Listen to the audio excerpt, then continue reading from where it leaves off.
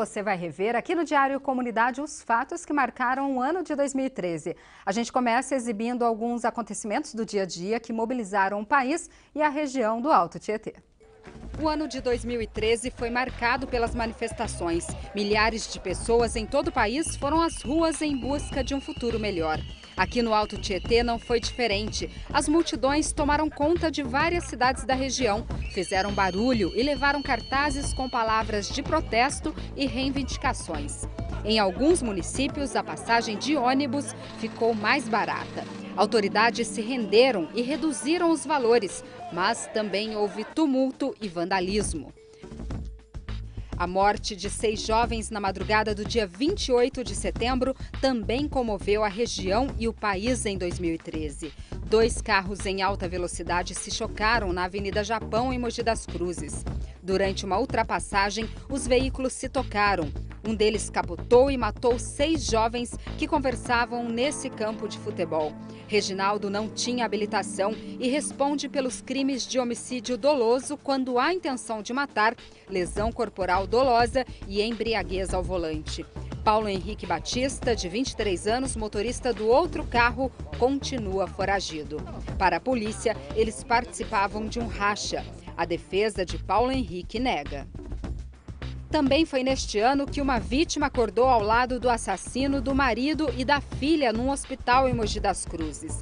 Eles estavam internados na mesma ala e a mulher o reconheceu numa maca, a apenas 3 metros de distância. O crime foi num ponto de ônibus. As imagens das câmeras do veículo mostram quando o homem, primeira vítima, cai do lado de fora. Depois, o bandido atira contra a mulher e a filha, que tinham corrido para entrar no ônibus. Segundo a polícia, o assassino já estava no ponto quando a família chegou. O criminoso perguntou pela mulher e atirou em todo mundo. O segurança José Cosme Barros, de 63 anos, levou 2 tiros e morreu no local. Juliana Barros, de 5 anos, levou 5 tiros e também não resistiu. Nair Cleide Duarte, de 28 anos, foi levada em estado grave para o Hospital Luzia de Pinho Melo, em Mogi das Cruzes. Semanas depois, ela teve alta e está num local seguro. Lucas Ribeiro do Nascimento também já saiu do hospital e está na cadeia. No começo desse mês, o deputado Valdemar Costa Neto foi condenado a 7 anos e 10 meses de prisão pelos crimes de corrupção passiva e lavagem de dinheiro. O Supremo Tribunal Federal rejeitou os embargos infringentes apresentados pela defesa. O deputado não conseguiu o mínimo de 4 votos favoráveis para poder entrar com recursos que pudessem absolvê-lo. Aqui com a gente o Glauco Richelli, que é professor de Sociologia e História, e a Renata Plaza Teixeira, que é psicóloga. Bom dia. Bom dia. Bom dia. Sejam bem-vindos. Vamos começar falando das manifestações, né? Glauco, você acredita que tudo isso aconteceu no calor do momento ou o Brasil, o gigante, realmente acordou? Então, teve essa participação mútua, né? Foi um reflexo mundial. Desde 2010 nós estamos observando que já está ocorrendo uma primavera árabe, né? Então, a partir do norte da África, países pipocaram com reivindicações democráticas e a juventude brasileira tomou agora para si uma dor que já está há muitos e muitos anos já acontecendo, de corrupção, excesso de gastos e uma desestrutura no Estado brasileiro. Então nós observamos que os jovens estão indo para a rua e fazendo a vez em que os pais e os avós não fizeram. Eu comento muito em aula com os alunos para nós percebermos uma coisa. Nós temos 513 anos de história, sendo que só 88 anos de democracia plena. É muito pouco para uma sociedade falar, eu sei votar, eu sei escolher um governante. E quando nós escolhemos, nós temos um reflexo todo em que esse ano o panorama geral foi a questão do mensalão. Mas as ruas, a voz das ruas tem que ser escutadas. E esse ano o estopim foi a questão dos 10 centavos. Mas era muito além disso, era uma falta de saúde, é falta de segurança, é falta de mobilidade urbana. E tudo isso gera o quê? Uma falta de políticas públicas que possam auxiliar o brasileiro no seu dia a dia. Sem dúvida. Agora, Renata, a gente viu que as pessoas elas foram sendo contagiadas, né? Famílias inteiras foram para as ruas. Existe um fator psicológico também no estudo? Deixa eu participar, porque é o momento que o meu país está passando e eu tenho que participar? Sim, além dos fatores sociais, existem alguns fatores psicológicos. Por exemplo, existe um processo de identificação. Freud relata isso muito bem no livro Psicologia de Grupo e Análise do Ego. Em fenômenos de grupo, de massa, acontece a identificação, que é a partir primeiramente de um líder, identificação com um líder, e todos os membros daquele grupo se identificam mutuamente. Então pode ser um líder estudantil, pode ser um político, etc. Arrasta as multidões. Isso acontece. Muitas vezes a pessoa tem comportamentos que ela não teria individualmente, ela tem em grupo. Movida mesmo por essa identificação. Mas tem vários outros fatores, né, também. Agora, ano que vem tem eleições, né?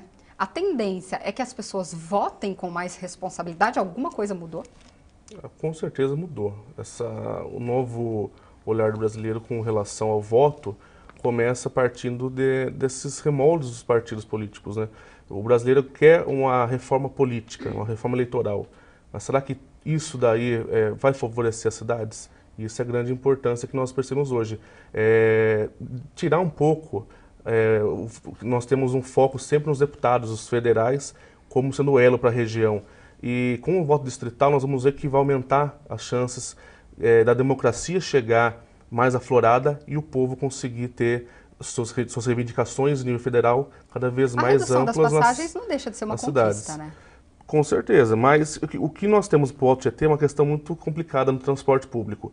Por que tem que se colocar o mesmo preço da capital, onde nós temos grandes distâncias, e no Alto Tietê distâncias poucas? O município de Poá, a linha maior dá 15 quilômetros, nem isso. Então é uma distância muito pouca para um valor tão grande dentro de uma passagem.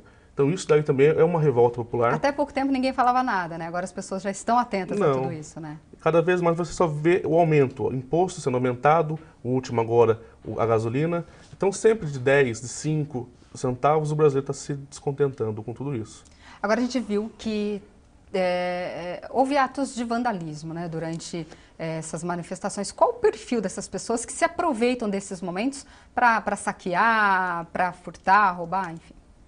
Bom, quem tem esse tipo de comportamento violento, ou seja, destrutivo, porque a violência é sempre uma ação destrutiva, né? Em geral, tem um perfil com traços de perversão, de falta de limites, né? Então, isso nós vemos bastante na atual geração, né? Pessoas que não têm aquela constituição do limite dentro de si, não têm essa formação bem constituída e acabam ultrapassando e se julgando acima da lei, né? Acima da ética, acima da moral, e acabam atacando outras pessoas, atacando também propriedades, em atos de vandalismo. Agora, prisão, né, de um deputado aqui da região. Todas essas prisões do Mensalão começaram num feriado nacional, né, no dia 15 de novembro. Qual o reflexo disso? Assim, a política no país está realmente passando por mudanças? Com certeza, né? O Supremo Tribunal Federal, na pessoa do presidente Joaquim Barbosa, fez e reescreveu a história no dia 15 de novembro. E mostrou que a República ressurge como uma fênix, ela não estava morta. A República está dentro de cada brasileiro, precisa que agora, com esses corruptos sendo presos, e principalmente um de nossa região, coloque, de certa forma, a política nos trilhos novamente. E mostrar que tem penas graves para quem desvirtua a política, e demonstrando que, cada vez mais, mesmo uma reivindicação que era feita durante as manifestações, que era sobre a PEC 35, que foi uma PEC onde o Brasil não queria, né, que tirasse o poder do Ministério Público de investigar e passasse agora para a Polícia Federal. Uhum. Então isso demonstra o quê? Uma certa forma de ditadura dentro de uma democracia. E não é isso que nós queremos. Então isso foi uma das reivindicações, mas a questão hoje de uma prisão de um deputado na nossa região, eu escutei muito nas redes sociais e vi muito gente comentando, lamentando, de certa forma. Eu acho que ninguém tem que lamentar, e tem que ter uma visão ampla de ver que não era uma única peça lá na Câmara Federal. Nós temos outros deputados e simplesmente os outros têm que fazer a vez do voto e tem que trazer verbas para a nossa região. E se não tivesse nenhum também, hoje, esse mecanismo de verbas, nós temos hoje vários programas de aceleração que traz verbas para o município. Nós vamos observar que todos esses municípios do Alto Tietê estão tendo verbas federais e não passa pela Câmara, vem direto do gabinete. Então, não precisa ficar preocupado com o abalo de sistema, abalo de recursos que vai faltar. E sim, ter o orgulho do Supremo ter feito o seu trabalho, um trabalho limpo, e agora cada um tem que pagar a pena correspondente ao ato que foi realizado. Tem que ser honesto, né? Com certeza. Agora, Renata, para a gente finalizar, a gente viu tragédias, né, que repercutiram aí em todo o país. Um acidente, 6 pessoas mortas, a vítima que acorda do lado do assassino. De que forma isso reflete? A gente sabe que a vida dessas famílias, elas realmente são transformadas, né? Mas isso reflete no bairro, na região, isso muda? Sim, essas tragédias, né?